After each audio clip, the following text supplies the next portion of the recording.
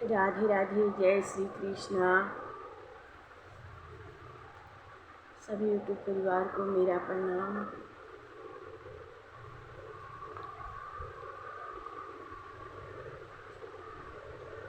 आज मैं एकादशी व्रत की कथा सुनाने जा रही हूँ।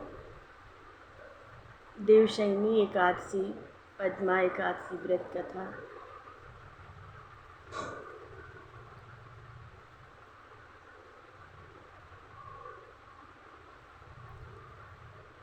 जुलाई दिन रविवार 6 जुलाई दिन रविवार को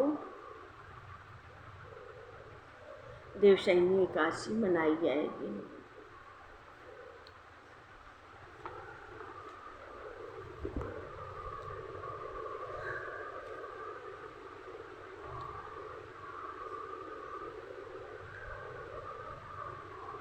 श्री कृष्ण गोविंद हरे मुरारी, नाथ नारायण वासुदेवा।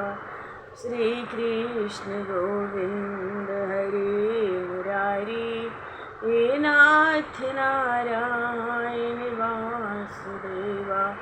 हे नाथ नारायण वासुदेवा।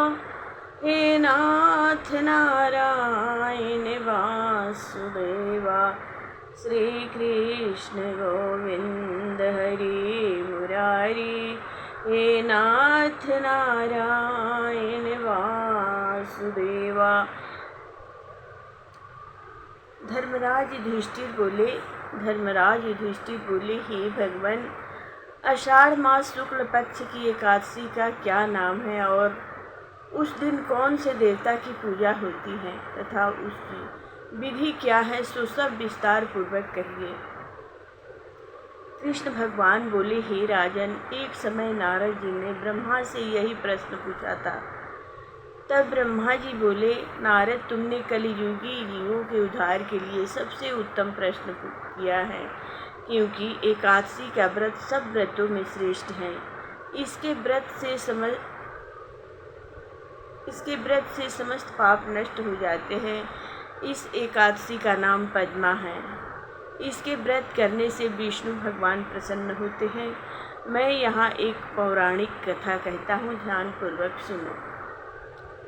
सूर्यवंशी मांधाता नाम का एक राजा थे। वह सत्यवादी, महान प्रतापी और चक्रवर्ती थे। वह अपनी प्रजा को पुत्र की तरह पालन करते थे। इसकी समस्त प्रजा धन धान्य से परिपूर्ण थी और सदैव सुखपूर्वक रहती थी। उनके राज्य में कभी अकाल नहीं पड़ता था। एक समय राजा के राज्य में 3 वर्ष जल नहीं बरसा, जिससे राज्य में अकाल पड़ गया और प्रजा दुखी रहने लगी। राज्य में यज्ञ होना बंद हो गए। एक दिन प्रजा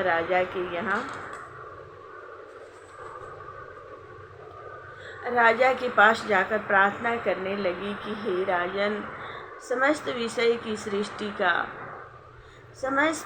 की सृष्टि का मुख्य कारण वर्षा है। इसी वर्षा के अभाव से राज्य में अकाल पड़ गया है और अकाल से प्रजा मर रही है। हे राजन, आप कोई ऐसा उपाय बताइए जिससे हम लोगों का दुख दूर हो। इस पर राजा मंधाता बोले कि आप लोग ठीक कह रहे हैं। वर्षा के न होने से आप लोग बहुत दुखी हैं। राजा के पापों के कारण ही प्रजा को दुख भोगना पड़ता है। मैं बहुत सोच विचार कर रहा हूँ, फिर मुझे अपना कोई दोष नहीं दिखलाई दे रहा है। आप लोगों के दुख को दूर करने के लिए बहुत यत्न कर रहा हूँ। ऐसा कहकर राजा मंधाता भगवान की पूजा कर कुछ मुख्य आदमियों को साथ लेकर वन को चल दिए। वहाँ वह ऋषियों के आश्रम में घूमते घूमते अंत में ब्रह्म के पुत्र अंगिरा ऋषि के आश्रम पर पहुँचे। उस स्थान पर राजा रथ से उतरा और आश्रम में आया। वहाँ मुनि अभी नित्य कर्म से निवृत्त हुए थे। राजा ने उनके सन्मुख प्रणाम किया और मुनि ने उनको आशीर्वाद दिया और फिर राजा से बोले कि हे राजन, आप कुशल पूर्वक हैं तथा आपकी प्रजा भी कुशल पूर्वक होगी। आप इस स्थान पर कैसे पधारे?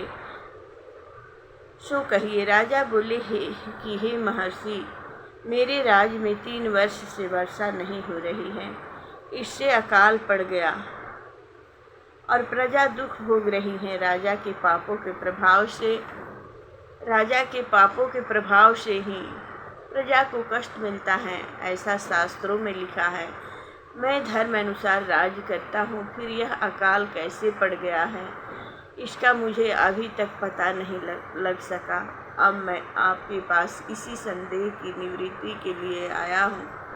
आप कृपा कर मेरे संदेह को दूर कीजिए और प्रजा के कष्ट को दूर करने के लिए कोई उपाय बताइए।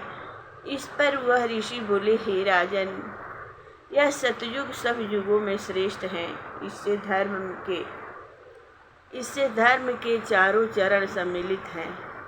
इस युग में ब्राह्मणों को तपस्या करना तथा वेद पढ़ने का ही अधिकार है, परंतु आपके राज्य में एक शूद्र भी तपस्या कर रहा है। इसी दोष के कारण आपके राज्य में वर्षा नहीं हो रहा है। यदि आप प्रजा का भला चाहते हैं तो उस शूद्र को मार दीजिए। इस पर राजा बोले, हे मुनीश्वर, मैं उस निरपराध तपस्या करने वाले शूद्र को नहीं मार सकता। आप इस दोष से छूटने का कोई अन्य उपाय बताइए। तब ऋषि बोले कि हे राजन, यदि तुम ऐसा ही चाहते हो तो आषाढ़ मास के शुक्ल पक्ष की पद्मा नाम की एकादशी का विधि पूर्वक व्रत करो।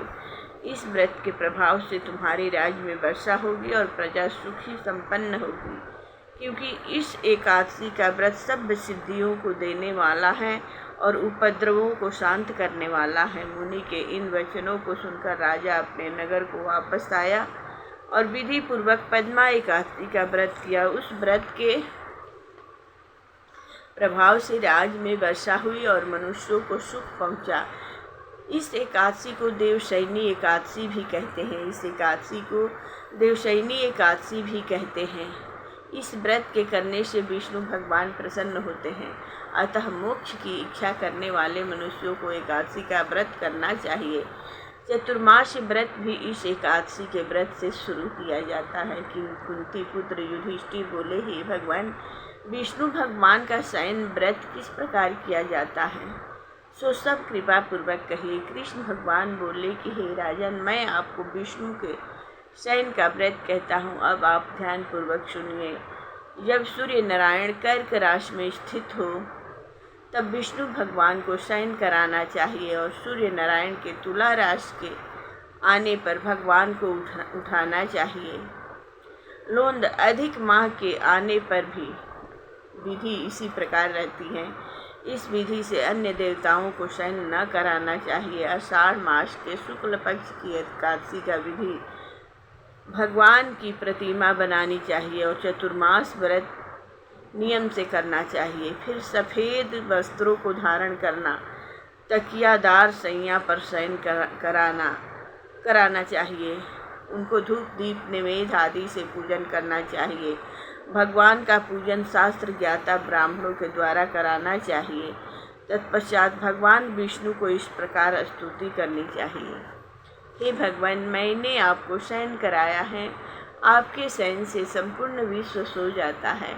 इस तरह विष्णु भगवान के सामने हाथ जोड़कर प्रार्थना करनी चाहिए कि हे भगवान, आप जब 4 मास तक शयन करें तब तक मेरे इस चतुर्मास व्रत को निर्विघ्न रखें। इस प्रकार विष्णु भगवान की स्तुति करके शुद्ध भाव से मनुष्य को दातुन आदि के नियम को ग्रहण करना चाहिए। विष्णु भगवान के व्रत को शुरू करने के 5 काल वर्णन किए हैं। देवशयनी एकादशी से लेकर देवथयनी एकादशी तक चतुर्मास व्रत को शुरू करना चाहिए।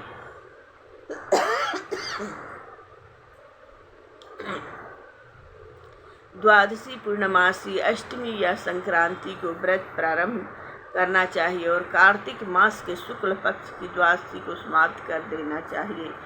इसके व्रत से समस्त पाप नष्ट हो जाते हैं। जो मनुष्य इस व्रत को प्रति वर्ष करते हैं वह सूर्य के समान देदीप्यमान होते। विमान पर बैठकर विष्णु लोक को जाते हैं। हे राजन, अब आप इसका पृथक पृथक फल सुने। जो मनुष्य देव मंदिरों में रंगीन बेल बूटे बनाता है उसे 7 जन्म तक ब्राह्मण की योनि मिलती है। जो मनुष्य चतुर्मास के दिनों में विष्णु भगवान को दही, दूध, घी, शहद और मिश्री के द्वारा स्नान कराता है वह वैभवशाली होकर सुख भोगता है। जो मनुष्य श्रद्धा पूर्वक भूमि, स्वर्ण, दक्षिणा आदि ब्राह्मणों को देता है वह स्वर्ग में जाकर इंद्र के समान सुख भोगता है। जो विष्णु भगवान की स्वर्ण प्रतिमा बनाकर धूप, दीप, पुष्प, निवेद आदि से भगवान की पूजा करता है वह इंद्र लोक में जाकर अक्षय सुख भोगता है। जो मनुष्य चतुर्मास के अंदर नित्य प्रति तुलसी जी भगवान को अर्पित करता है या स्वर्ण की तुलसी अर्पित करता है वह स्वर्ग के विमान पर बैठकर विष्णु लोक को जाता है। जो मनुष्य विष्णु भगवान की धूप दीप से पूजा करते हैं उनको अनंत धन मिलता है। जो मनुष्य इस एकादशी से कार्तिक के महीने तक विष्णु की पूजा करते हैं उनको विष्णु लोक की प्राप्ति होती है। इस चतुर्मास व्रत में जो मनुष्य संध्या के समय देवताओं तथा ब्राह्मणों को सोने के पात्र में वस्त्र देते हैं वह विष्णु लोक को जाते हैं। जो मनुष्य भक्ति पूर्वक भगवान के चरणामृत लेते हैं वह इस संसार के आवागमन के चक्कर से छूट जाते हैं। जो विष्णु मंदिर में नित्य प्रति 108 बार गायत्री मंत्र का जप करते हैं वह पापों से लिप्त नहीं होते। जो मनुष्य पुराण तथा धर्मशास्त्र को सुनते हैं और वेद पाठी ब्राह्मण को वस्त्रों का दान देते हैं वे दानी, धनी, ज्ञानी और कीर्तिमान होते हैं। जो मनुष्य भगवान या शिव जी का स्मरण करते हैं और अंत में उनकी प्रतिमा दान करते हैं वह पापों से रहित होकर गुणवान बनते हैं। जो मनुष्य सूर्य नारायण को अर्घ्य देते हैं और समाप्ति में गौ दान करते हैं उनको पूरी आयु को स्वस्थ देह प्राप्त होती है तथा कीर्ति, धन और बल पाते हैं। चतुर्मास में जो मनुष्य गायत्री मंत्र द्वारा तिल से होम करते हैं और चतुर्मास समाप्त हो जाने पर तिल का दान करते हैं उसके समस्त पाप नष्ट हो जाते हैं, निरोग शरीर मिलता है तथा सुपात्र संतान होती है। जो मनुष्य चतुर्मास व्रत में अन्न से होम करते हैं और समाप्त हो जाने पर घी, घड़ा और वस्त्रों का दान करते हैं वह ऐश्वर्यशाली होते हैं। जो मनुष्य तुलसी जी को धारण करते हैं तथा अंत में विष्णु भगवान के निर्मित ब्राह्मणों को दान करते हैं वह विष्णु लोक को जाते हैं। जो मनुष्य चतुर्मास व्रत में भगवान के शयन के उपरांत उनके मस्तक पर नित्य प्रति दूध चढ़ाते हैं और अंत में स्वर्ण की दुर्वाहन करते हैं तथा दान देते हैं समय जो इस प्रकार की स्तुति करते हैं कि हे दुर्वे, जिस भांति इस पृथ्वी पर शाखाओं सहित फैली हुई हो उसी प्रकार मुझे भी अजर अमर संतान दो। ऐसा करने वाले मनुष्य के सब पाप छूट जाते हैं, अंत में स्वर्ग को जाते हैं। जो शिव जी या विष्णु भगवान के देवालय में गान करते हैं उन्हें रात्रि जागरण का फल मिलता है। जो मनुष्य चतुर्मास व्रत करते हैं उनको उत्तम ध्वनि वाला घंटा दान करना चाहिए। इस प्रकार स्तुति करनी चाहिए, हे भगवान, हे जगतपति, आप पापों का नाश करने वाले हैं। आप मेरे योग्य कार्यों को न करने योग्य कार्यों को करने से जो पाप उत्पन्न हुए हैं उनको नष्ट कीजिए। चतुर्मास व्रत के अंदर जो नित्य प्रति ब्राह्मणों का चरणामृत पान करते हैं वे समस्त पापों तथा दुखों से छूट जाते हैं और वे आयुवान लक्ष्मीमान होते हैं। चतुर्मास व्रत के समाप्त हो जाने के बाद भी गौदान करना चाहिए। यदि गौदान न कर सको तो वस्त्र दान अवश्य करना चाहिए। जो ब्राह्मणों को नित्य प्रति नमस्कार करते हैं उनका जीवन सफल हो जाता है और समस्त पापों से छूट जाते हैं। चतुर्मास व्रत की समाप्ति में जो ब्राह्मणों को नित्य प्रति नमस्कार करते हैं उनका जीवन सफल हो जाता है और समस्त पापों से छूट जाते हैं। चतुर्मास व्रत की समाप्ति में जो ब्राह्मणों को भोजन कराता है उसकी आयु तथा धन की वृद्धि होती है।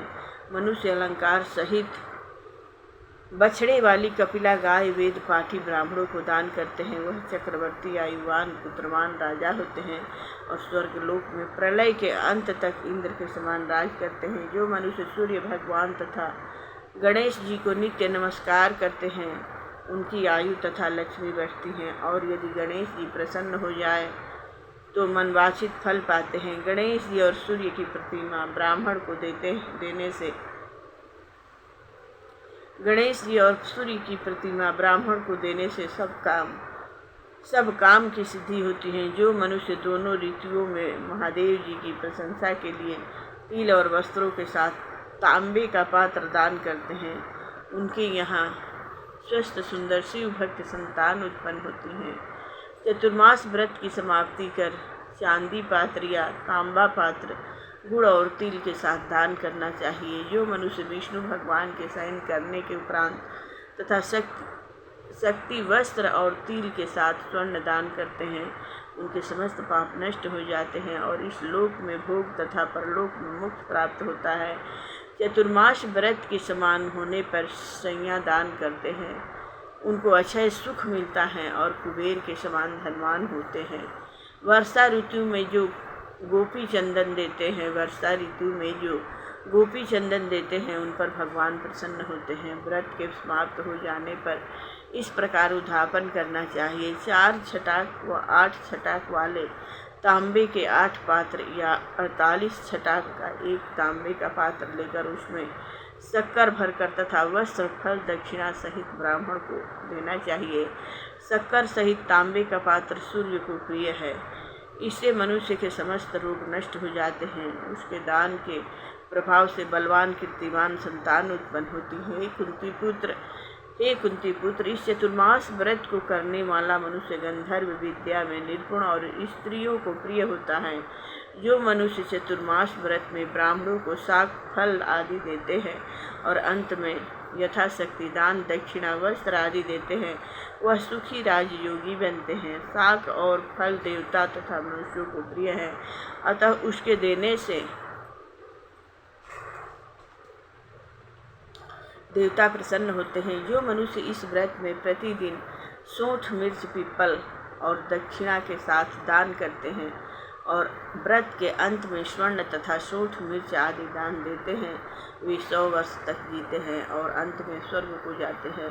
जो तंबाकू खाना छोड़ देते हैं उनसे देवता प्रसन्न होते हैं, अनंत धन देते हैं। इस व्रत में जो मनुष्य लक्ष्मी या पार्वती की प्रशंसा के लिए हल्दी का दान करते हैं और अंत में चांदी के पात्र में हल्दी रखकर दान देते हैं, स्त्रियों अपने पति के साथ और पति अपनी स्त्री के साथ सुख भोगते हैं।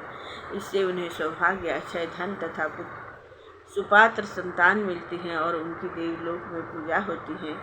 इस व्रत में जो मनुष्य शिव जी और पार्वती जी की पूजा करते हैं तथा दक्षिणा वस्त्र स्वर्ण आदि दान करते हैं और व्रत के शुरू में शिवलिंग की स्थापना करते हैं, गौ बैल दान करते हैं और ब्राह्मणों को मीठा भोजन कराते हैं, उन्हें संपत्ति और कीर्ति मिलती है और इस लोक में सुख भोगकर अंत में शिवलोक को जाते हैं।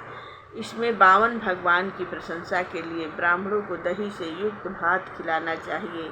यदि वह नित्य न हो सके तो अष्टमी, अमावस्या, पूर्णमासी और प्रत्येक रविवार या शुक्रवार को खिलाना चाहिए। इस व्रत की समाप्ति में भूमि दान करना चाहिए। यदि भूमि दान न हो सके तो वस्तु और स्वर्ण से युक्त पादुका का दान करना चाहिए। ऐसा करने से इस लोक में धन धान्य पुत्र तथा विष्णु भक्ति मिलती है, अंत में विष्णु लोक को जाते हैं। मनुष्य दान तथा आभूषण से युक्त बछड़ा सहित गौ का दान करते हैं, वह इस लोक में ज्ञानी और किसी के सेवक नहीं बनते और अंत में ब्रह्मलोक में जाकर पितर के साथ अंतः प्राप्त करते हैं।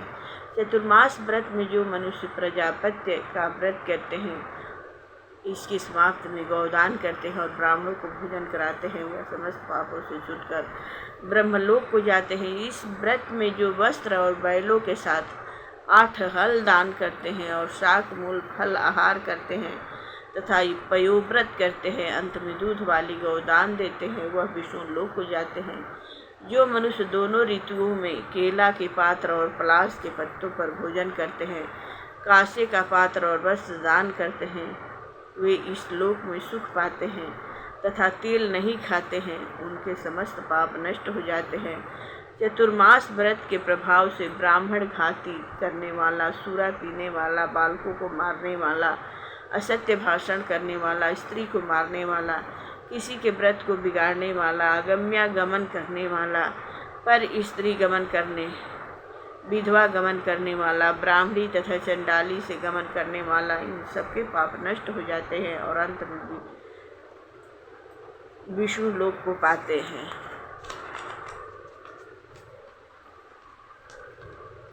चतुर्मास व्रत के अंत में जो मनुष्य ब्राह्मण को आभूषण युक्त चंदन सहित बैल का दान करते हैं तथा उसे सटरस युक्त भोजन कराते हैं, उन्हें विष्णु लोक प्राप्त होता है। जो मनुष्य भगवान के शयन करने पर नित्य प्रति रात्रि जागरण करते हैं तथा अंत में ब्राह्मणों को भोजन कराते हैं, उन्हें शिवलोक की प्राप्ति होती है।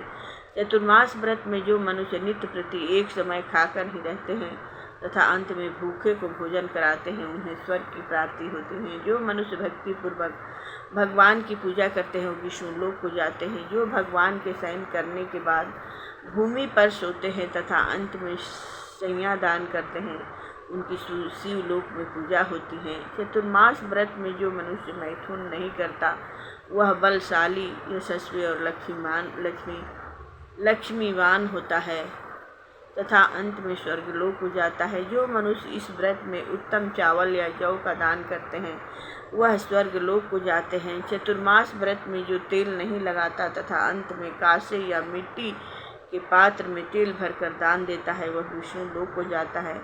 जो व्रत में शाक नहीं खाता और अंत में 10 प्रकार के शाक वेद पाठी ब्राह्मण को देता है वह शिवलोक को जाकर ख्याति प्राप्त करता है। जो मनुष्य इस व्रत में गेहूँ को त्याग कर भोजन करते हैं तथा स्वर्ण का दान करते हैं उन्हें अश्वमेघ यज्ञ के फल की प्राप्ति होती है।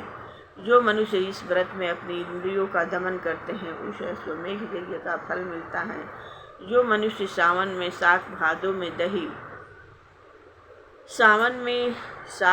में दही, कुवार में दूध और कार्तिक में दाल को त्याग देते हैं उन्हें निरोगी काया प्राप्त होती है। जो स्नान करके भगवान की पूजा करते हैं वह हरि लोक को जाते हैं। जो मनुष्य इस व्रत में मीठा, खट्टी, कड़ुआ पदार्थ को त्याग देते हैं वह समस्त दुर्गुणों से छूटकर स्वर्ग को जाते हैं। जो मनुष्य इस व्रत में चंद्रायण व्रत करते हैं वह स्वर्गलोक को जाते हैं। जो मनुष्य इस व्रत में एकमात्र दूध पर ही निर्वाह करते हैं उनका वंश प्रलय के अंत तक चलता है। जिस दिन भगवान शयन से उठते हैं उस दिन ब्राह्मणों को दान, वस्त्र तथा भोजन देना चाहिए। यह समस्त दान वेद पाठी धार्मिक ब्राह्मण को देना चाहिए। चोरी करने वाला, मदपान करने वाला, अगम्यागमन करने वाला, अधर्मी शास्त्रों का निरादर करने वाला, मिथ्या बोलने वाला तथा अन्य त्याज्या करने वाले ब्राह्मणों को दान देने से उल्टा पाप लगता है तथा नरक की प्राप्ति होती है। प्रेम से बोलिए विष्णु भगवान की जय।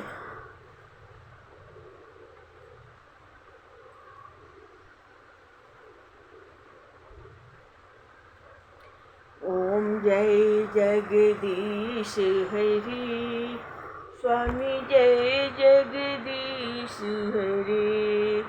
भक्त जनों के संकट, भक्त जनों के संकट क्षण में दूर करें। ओम जय जगदीश हरि। जो जावे फल पावे, दुख बिन से मन का, स्वामी दुख बिन से मन का। सुख संपत्ति घर आवे, कष्ट मिटे तन का। ओम जय जगदीश हरि। मात पिता तुम मेरे, शरण गहूँ किसकी, स्वामी शरण गहूँ किसकी। तुम बिन और न दूजा, आस करूँ जिसकी। ओम जय जगदीश हरि। तुम तुम पूरन परमात्मा, तुम अंतर्यामी, स्वामी तुम अंतर्यामी, पार ब्रह्म परमेश्वर, तुम सबके स्वामी। ओम जय जगदीश हरे, तुम करुणा के सागर, तुम पालन करता, मैं मूर्ख खल कामी, कृपा करो भरता। ओम जय जगदीश हरे, तुम हो एक अगोचर, सबके प्राणपति, किस विधि मिलूं दया मैं, तुमको मैं कुमति। ओम जय जगदीश हरे, जय जगदीश हरे, ओम जय जगदीश हरे। प्रेम से बोलिए विष्णु भगवान की जय। जय जय काशी व्रत की जय हो, जय जय माता काशी की जय हो। व्रतों में व्रत एकादशी व्रत।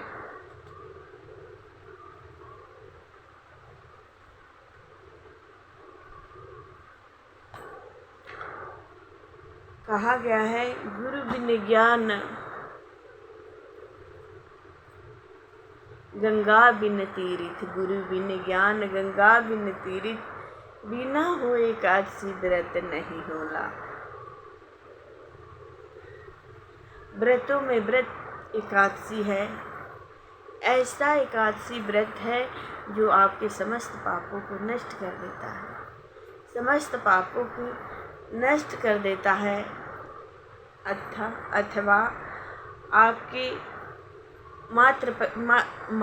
पिता पक्ष की 10 पीढ़ियाँ और ससुराल पक्ष की 10 पीढ़ियाँ और मायके पक्ष की 10 पीढ़ियाँ इससे तर जाती हैं और इसका फल उन्हें मिलता है। इतना सुंदर ये एकादशी व्रत है। अरे बहुत सुंदर और प्यारा इसमें एक भजन है। गुरु बिन ज्ञान गंगा बिन तीर्थ, गुरु बिन ज्ञान गंगा बिन तीर्थ, बिना होई एकादशी व्रत नाही होला, बिना होई एकादशी व्रत नाही होला। आई जमुराज पलंग चढ़ी बैठे, बड़ी जोड़ प्यास लगल महाराजी, बड़ी जोड़ प्यास लगल महाराजी। जब यमराज आकर पलंग पर बैठते हैं ले जाने के लिए, तो भक्त कहता है कि बहुत ज़ोर से प्यास लगा है, बहुत ज़ोर से महाराज जी हमें बहुत ज़ोर से प्यास लगी है।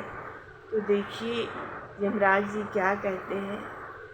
अरे चारों धाम से के जालावा से घरवा भरला बा, चारों धाम के जालावा से घरवा भरला बा, पियवले होई बुता तिल महारानी, पियवले होई बुता तिल महारानी पियो।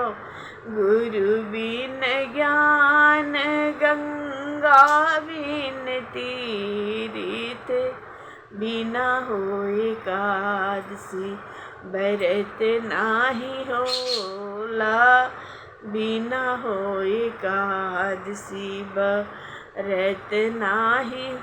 आई जा